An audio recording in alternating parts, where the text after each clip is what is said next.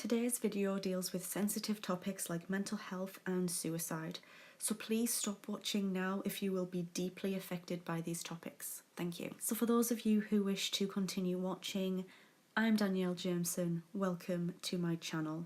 I read an article earlier today which left me completely taken aback and speechless, and not in a good way whatsoever. Catherine Kemp dialed emergency services at 999 when her husband, named Thomas, had threatened to kill himself on the 6th of August 2018 in the early hours of the morning. The police arrived at their accommodation but say that they found the couple calm. Police did, however, give Thomas and Catherine a lift to the local hospital. However, when they arrived, they were turned away by the A&E mental health crisis team.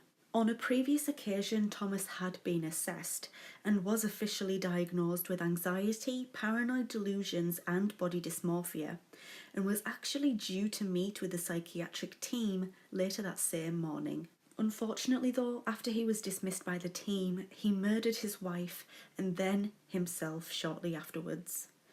It is without a doubt that this case is very unfortunate, and the biggest problem is that these two deaths could have been avoided if Thomas had gotten the help that he so clearly and very badly needed. A coroner by the name of Jacqueline Devonish explained that the incident was, quote, a missed opportunity to have done something effective to prevent these deaths, end quote. It was reported that Thomas stabbed his wife to death during a psychotic episode whilst Catherine attempted to calm him down and prevent him from harming himself. Devonish also added that, quote, Thomas loved Catherine and wouldn't have knowingly hurt her, end quote. The couple were often also described as an inseparable couple.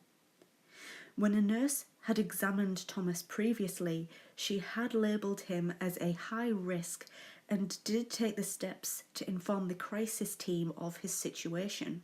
Mandy Mackenzie, who was the A&E receptionist at the time the couple asked for help at the hospital, described Catherine as being, quote, very distressed and tearful and kept asking for help. Mr. Kemp made no eye contact and kept looking at the desk. Miss Kemp kept holding onto his arm, end quote.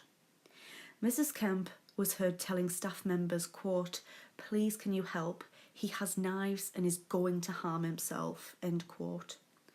The couple have since been described as being failed by the healthcare system.